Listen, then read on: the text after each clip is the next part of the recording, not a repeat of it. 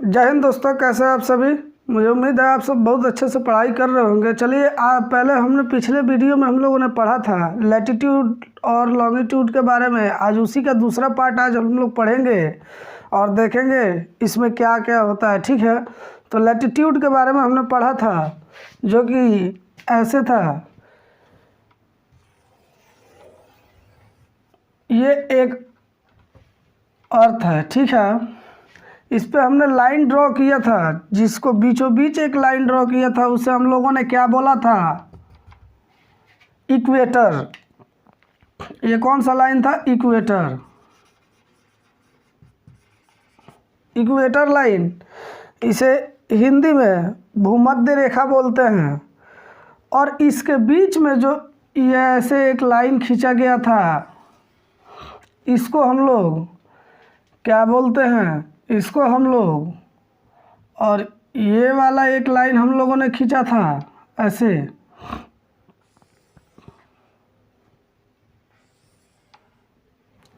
ये जो पृथ्वी को दो भागों में बांटता है उसे क्या बोलते हैं? इक्वेटर। इक्वेटर होता है, और इक्वेटर जो है ये पृथ्वी को बीचों बीच में दो भागों में बांट देता है। जो पृथ्वी को बीचों बीच दो भागों में बांटता है, जो पृथ्वी का दो गोला हो जाता है, तो उसे बोलते हैं उत्तरी गोलार्ध और दक्षिणी गोलार्ध, यानी नॉर्दर्न हेमीस्फीयर और साउदर्न हेमीस्फीयर। यहाँ पे दो पोल हैं, साउथ पोल और नॉर्थ पोल। तो हम लोगों ने यहाँ तक देखा था।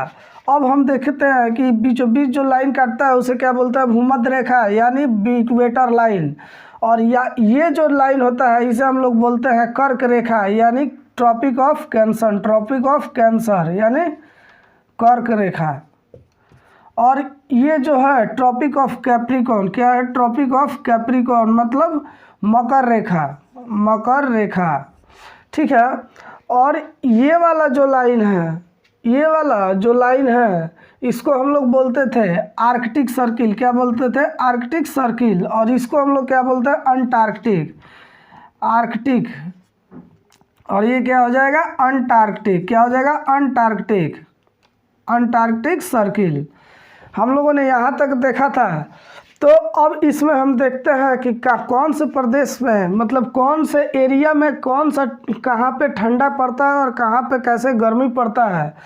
तो जो भी सूर्य जो है, ये अगर सूर्य है, अगर सूर्य है, अगर ये सूर्य है, तो सूर्य जब भी चलेगा तो कर्क रेखा और मकर रेखा के बीच में ही ऊपर नीचे होता है। तो जैसे ये सूर्य हो गया, तो हमारा जो इंडिया है वो कर्क रेखा यहाँ पर है, ऐसे है, ऐसे है हमारा इंडिया, ठीक है। तो इंडिया ऊपर तक है, यहाँ तक।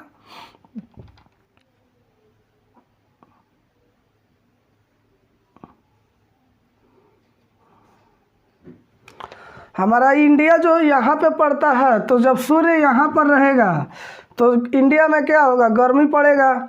अगर सूर्य इधर अगर चला आता है, सूर्य जब यहाँ पर आ जाएगा, तो सूर्य जब यहाँ पर आ जाएगा तो यहाँ पे तिरछी रोशनी जाएगी। जब तिरछी रोशनी जाएगी तो यहाँ पे क्या होगा? ठंडा ज़्यादा पड़ेगा, क्योंकि सूर्य से ये दूर भाग रहा है। उसी तरह जब सूर्य के जैसे जैसे नज़दीक जाएगा, ठंडा पड़ते गर्मी होते जाएगा। तो हम लोगों ने इसको देखा कि ट्रॉपिक ऑफ कैंसर की तरफ और ट्रॉपिक ऑफ कैप्रिकॉर्न की तरफ ही जाता है। इससे आगे ऊपर नहीं बढ़ सकता और नीचे नहीं आ सकता है। तो यहाँ पे जब पड़ेगा, यहाँ जब सूर्य आएगा तो भारत में क्या होगा? ठंडा कम पड़ेगा। अगर सूर्य अगर इसके नज़दीक अगर चला जाता है तो यहाँ पे गर्मी हो जाएगा। आप लोगों को समझ में आ रहा है ना? तो इस एरिया को हम लोग बोलते हैं, जब ये वाला जो एरिया है इसको हम लोग बोलते हैं उष्ण कटिबंध। क्या बोलते हैं? उष्ण कटिबंध।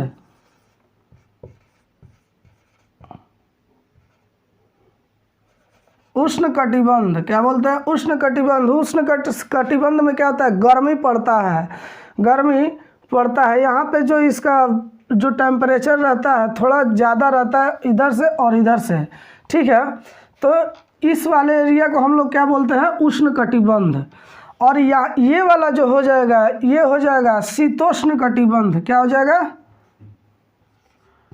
शीतोष्ण कटिबंध। ये क्या हो जाएगा, शीतोष्ण कटिबंध। उसी तरह ये वाला जो इलाका है, ये वाला जो इलाका है यहाँ पर भी इसको हम लोग क्या बोलेंगे, शीतोष्ण कटिबंध।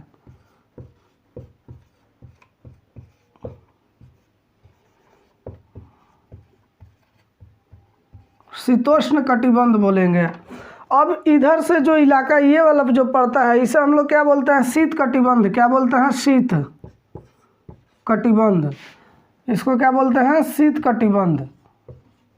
क्योंकि सूर्य की रोशनी यहाँ तक क्लियर नहीं पहुँच पा रही है, तो यहाँ तो जब सूर्य की पूरी सीधा तरीके से सूर्य जब नहीं पहुँच पा रहा है तो यहाँ पे ठंडा पड़ेगा। ठीक है, यहाँ पर सूर्य की रोशनी कम जाती है, सूर्य के प्रकाश ज़्यादा नहीं जा पाता है इसके उपेक्षा, तो यहाँ पे ठंडा कम पड़ेगा। और यहाँ पर भी अगर जब सूर्य की डायरेक्ट रोशनी नहीं पहुँचती है, तिरछी रोशनी जब पहुँचती है तो उसको हम लोग क्या बोलते हैं, शीत कटिबंध। तो हम लोगों ने यहाँ तक देख लिया। और ये जो एंगल है इसका, ये है 23.5 डिग्री। कितना डिग्री है, 23.5 डिग्री, 23.5 डिग्री साउथ। और ये 23.5 डिग्री नॉर्थ। क्या है, 23.5 डिग्री नॉर्थ। उसी तरह ये है 66.5 डिग्री नॉर्थ। और ये क्या है, 66.5 डिग्री साउथ। तो हम लोगों ने यहाँ तक देखा कि 66.5 डिग्री और 23.5 डिग्री जब सूर्य जब भी चलेगा तो 23.5 डिग्री नॉर्थ और 23.5 डिग्री साउथ के बीच में ही ऊपर नीचे तो होगा। ठीक है, क्योंकि इधर से यहाँ तक जाएगा फिर इधर से यहाँ तक जाएगा। तो मान लीजिए जब यहाँ पर जाएगा तो जब सूर्य यहाँ पर होगा तो भारत में क्या होगा, भारत में क्या होगा, ठंडा पड़ेगा। तो ठंडा पड़ेगा तो वो मौसम कैसा होगा, यहाँ पर जब सूर्य आएगा तो यहाँ पर जब सूर्य आएगा तो कौन सा दिन हो जाएगा, 22 दिसंबर। क्या होगा, 22 दिसंबर को सूर्य कहाँ रहेगा, यहाँ। सूर्य जब यहाँ पर रहेगा तो कब रहेगा, 22 दिसंबर को। उसी तरह जब सूर्य यहाँ पर पहुँचेगा तो कब पहुँचेगा, 22 मार्च को। कब पहुँचेगा, 22 मार्च को। सूर्य यहाँ पर कब पहुँचता है, 22 मार्च को। और जब यहाँ पर सीधा सूर्य यहाँ पर आ जाएगा, खड़ा पड़ने लगेगा, तो वो पहुँचेगा 21 जून को। 21 जून को, 21 जून को। तो 21 जून को क्या होगा, सबसे ज़्यादा गर्मी पड़ेगा, क्योंकि सूर्य की रोशनी सीधे भारत में पड़ रही है। तो भारत में क्या होगा, गर्मी पड़ेगा। सबसे ज़्यादा गर्मी कब पड़ता है, 1 जून में। ठीक है, उसी तरह जब फिर सूर्य उधर से जब रिटर्न करेगा तो आएगा यहाँ पे इक्वेटर पे। तो इक्वेटर पे कब आएगा, तो उधर से गया कब, जून में। तो फिर यहाँ पर कब आएगा, अगर यहाँ से सूर्य जब यहाँ पर आएगा तो सितंबर में आएगा। तो कब आएगा, 23 सितंबर को। कब आएगा, 23 सितंबर। 23 सितंबर और 22 मार्च, ये जो सीज़न होते हैं एकदम मतलब जैसे मार्च में सीज़न होता है, सेम वैसे ही सीज़न यहाँ पर भी मौसम देखने को मिलता है। तो जब भारत जब यहाँ पर मकर रेखा पर रहेगा तो क्या होगा, सबसे ज़्यादा ठंडा पड़ेगा। ठंडा पड़ेगा कब, 22 दिसंबर को। 22 दिसंबर को क्या होता है, सबसे छोटा दिन होता है। दिन क्या होता है, छोटा होता है। जब यहाँ से सूर्य जब बढ़ने लगता है तो क्या होता है, दिन बढ़ने लगता है। बढ़ते बढ़ते फिर यहाँ तक जून में जब आएगा तो जून में सबसे दिन बड़ा हो जाएगा। फिर उधर से रिटर्निंग जब होगा तो दिन क्या होता जाएगा, छोटा होता जाएगा। क्या होता जाएगा, छोटा होता जाएगा। और यहाँ तक आते आते 22 दिसंबर को दिन छोटा हो जाता है। फिर यहाँ से दिन बड़ा होने लगता है। जैसे पृथ्वी के यहाँ से सूर्य भारत की तरफ बढ़ता है तो क्या होता है, दिन बड़ा होने लगता है। उसीलिए हम लोग मनाते हैं बड़ा दिन। बड़ा दिन क्यों मनाते हैं हम, सबसे छोटा दिन होता है यहाँ पर। जब सोचे सबसे छोटा दिन होता है तो वहाँ पे हम लोग बड़ा दिन बोलते हैं कि बड़ा दिन का आ गया। तो बड़ा दिन अब वहाँ से दिन बढ़ने लगता है। ठीक है, तो यहाँ तक हम लोगों ने इसके बारे में अच्छा से समझ लिया। और यहाँ पर जब सूर्य यहाँ पर आए, एक और यहाँ पे जगह है, यहाँ पे ये एक जगह है, यहाँ पर जो एरिया होगा, यहाँ पर ये वाला जो एरिया होगा तो ये शीत कटिबंध है। शीत कटिबंध में ये 1 वाला जो एरिया है और 2 वाला एरिया है, यहाँ पे थोड़ा सा एरिया आता है, थोड़ा सा एरिया इसका आता है। तो सबसे ज़्यादा अगर पूछ दिया जाए कि पूरे पृथ्वी पर सबसे ज़्यादा ठंडा कहाँ पे पड़ेगा, तो नॉर्थ पोल और साउथ पोल पे। नॉर्थ पोल और साउथ पोल के आसपास जो एरिया है उसे हम लोग क्या बोलते हैं, टुंड्रा और टैगा बोलते हैं। क्या बोलते हैं, जो ये है जो वन है उसको हम लोग, जो ये वन वाला है एरिया, इसको हम लोग क्या बोलते हैं, टुंड्रा। क्या बोलते हैं, टुंड्रा। और टू वाला जो एरिया है उसको हम लोग क्या बोलते हैं, टैगा। क्या बोलते हैं, टैगा। तो जब भी आपसे पूछा जाए कि सबसे ज़्यादा ठंडा कहाँ पे पड़ता है, तो नॉर्थ पोल साउथ पोल पे। और नॉर्थ और साउथ पोल पे जो पड़ता है वो सबसे ज़्यादा कहाँ पड़ता है, तो टुंड्रा पे पड़ता है। कहाँ पड़ता है, टुंड्रा पे। तो आप लोगों ने यहाँ तक समझ लिया। अब आगे हम देखते हैं। चलिए अब हम लोग लॉन्गिट्यूड लाइन के बारे में पढ़ते हैं और लॉन्गिट्यूड लाइन देखते हैं क्या होता है। देशांतर रेखाएं, क्या होता है, देशांतर रेखाएं। जैसे हम लोगों ने, ये एक लाइन है, क्या है, एक लाइन है, ठीक है। उसी तरह पहले हम लोगों ने देखा था कि लैटिट्यूड में क्या होता था, सारे ये क्या होते थे, पैरेलल होते थे। और इसमें जो होता है पैरेलल नहीं होता है, जो लाइन होता है ये पैरेलल नहीं होता है, ये पॉइंट से आके, एक पॉइंट से आके दूसरे पॉइंट पे मिल जाता है। क्या होता है, एक पॉइंट से आके दूसरे पॉइंट पे मिल जाता है।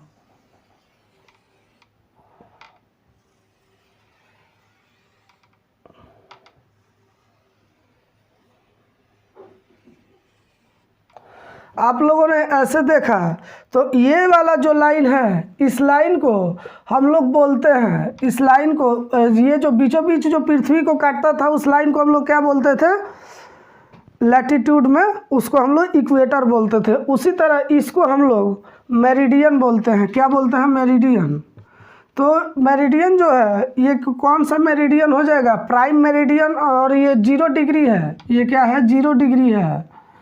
नॉर्थ पोल और साउथ पोल पे क्या होगा, 0 डिग्री होगा। क्या होगा, 0 डिग्री।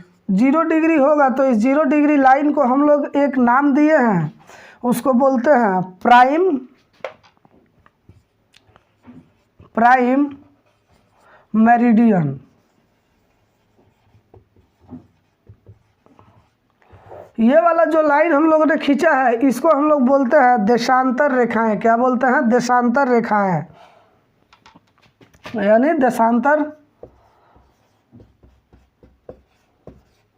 देशांतर रेखाएं। देशांतर रेखा को हम लोग इंग्लिश में बोलते हैं, ये जो देशांतर रेखा है इसको हम लोग बोलते हैं लॉन्गिट्यूड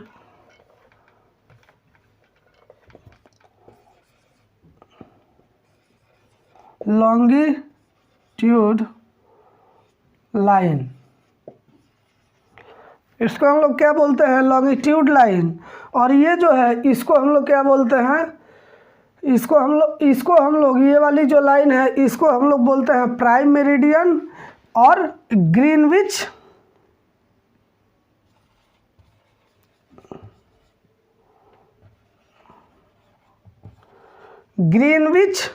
मेरिडियन। क्या बोलते हैं, ग्रीनविच मेरिडियन।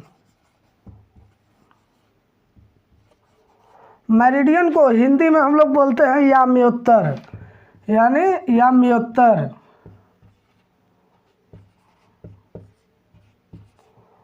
मेरिडियन को हम लोग क्या बोलते हैं हिंदी में, याम्योत्तर। और ये जो ग्रीनविच मेरिडियन है, ग्रीनविच मेरिडियन, ये बीचों बीच ये क्या करता है, पृथ्वी को 2 भागों में अलग करता है, यानी ईस्टर्न हेमीस्फीयर। क्या बोलते हैं इसको, ईस्टर्न हेमीस्फीयर। इधर आ जाएगा इसको हम लोग बोलेंगे वेस्टर्न हेमीस्फीयर। क्या बोलेंगे, वेस्टर्न हेमीस्फीयर। वेस्टर्न हेमीस्फीयर और ईस्टर्न हेमीस्फीयर पृथ्वी को 2 भागों में बांट देता है, पूर्वी गोलार्ध और पश्चिमी गोलार्ध। तो ये जो 2 भागों में बांट रहा है, उसी तरह लैटिट्यूड लाइन में क्या होता था, उत्तरी गोलार्ध और दक्षिणी गोलार्ध कौन बांटता था, इक्वेटर लाइन। और इसको कौन कर रहा है, जो इक्वेटर लाइन 0 डिग्री पे होता था, और यहाँ पे 0 डिग्री प्राइम मेरिडियन और Greenwich meridian. Greenwich meridian means होता क्या है कि जब ये जो रेखा जो हम लोग खींचते हैं, ये जो भी लाइन हम बता रहे हैं ये इमेजनरी लाइन ही होती है। तो ग्रीनविच जो है ये ग्रीनविच शहर है, कहाँ पे है? लंदन में है। कहाँ पे? लंदन में। लंदन में कहाँ है? लंदन में ग्रीनविच शहर है। वहाँ से ये लाइन ग्रीनविच शहर से होकर को गुजरती है, जिसे इसको हम लोग क्या बोलते हैं? Greenwich meridian. तो यहाँ पे हम लोगों ने देखा ये लॉन्गिट्यूड लाइन जो है ये क्या होता है? ये पैरेलल नहीं होता है। क्या नहीं होता है? समांतर। समांतर यानी पैरेलल क्या होता है? नहीं होता है, एक दूसरे के पैरेलल नहीं होता है। और जो इसके बीच के डिस्टेंस है, इसके बीच की जो डिस्टेंस है वो इक्वेटर पे कितना होता है? इसके बीच का जो डिस्टेंस है इक्वेटर पे कितना हो जाता है? यानी भूमध्य रेखा पर, भूमध्य रेखा पर इसका लाइन, ये जो बीच होगा, इन दोनों के बीच की दूरी जो होगा वो कितना हो जाएगा? 111 किलोमीटर। कितना हो जाएगा? 111 किलोमीटर। कितना होगा? 111 किलोमीटर। और ये जो बीच की दूरी है कितना हो जाएगा? 111 किलोमीटर। और ये जो टोटल लाइन जो होंगी वो कितने होंगी? 180 इधर से होगा और 180 इधर से, यानी 180 और 180 कितना हो जाएगा? 360। कितना लाइनें होंगी? 360। अब आप लोग से पूछा जाए कि लॉन्गिट्यूड लाइन कितने होते हैं, तो 360। अब आप लोग कहिएगा कि ये वाला जो लाइन है, ये वाला जो लाइन है, तब तो इसको 361 होना चाहिए, 361 होना चाहिए। तो होता क्या है कि जब ये एक दूसरे मतलब क्या है ऐसे रन कर, जैसे ये पृथ्वी जो इस पर हम सर्किल कर रहे हैं, तो जाके ये वाला जो पॉइंट है या ये एक पॉइंट क्या हो जाता है, वह उस उधर आप आपस में एक दूसरे पे ही चिपक जाता है। अब यहाँ पे एक लाइन खींच दिया गया, फिर इसी पर एक लाइन खींच दिया गया, तो ये क्या हो जाएगा? इसको एक ही लाइन हम लोग बोलेंगे, ठीक है। तो ये कितने होते हैं? 360 होते हैं लाइन। कितने होते हैं? 360, समझे। तो अब हम लोग इससे हम किस चीज़ का पता लगाते हैं? टाइम जोन का। क्या? टाइम जोन का। टाइम जोन का, टाइम जोन का हम लोग पता लगाते हैं। और लैटिट्यूड लाइन में हम लोग क्या करते थे? मौसम का पता लगाते थे, ठीक है। तो अब आगे हम लोग देखते हैं। और ये जो 180 डिग्री जो होता है, एक क्या होता है जो लाइन है 180 डिग्री, 180 डिग्री जो लाइन है उसको हम लोग बोलते हैं, 180 डिग्री जो लाइन है उसको हम लोग बोलते हैं इंटरनेशनल